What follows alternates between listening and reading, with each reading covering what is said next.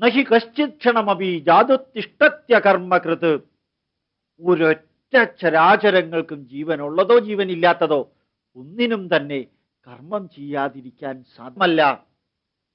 ഒരാറ്റത്തിനകത്ത് ഇലക്ട്രോണുകൾ കറങ്ങിക്കൊണ്ടിരിക്കുന്നു, nucleus spin ചെയ്തുകൊണ്ടിരിക്കുന്നു. അതിമഹത്തായ പ്രപഞ്ചത്തില് ഗോളങ്ങളെല്ലാം സ്വയം കറങ്ങുകയും അതാത് സൂര്യന് ചുറ്റും പ്രദക്ഷിണം വയ്ക്കുകയും ചെയ്യുന്നു. എന്തിനത് ചെയ്യുന്നു?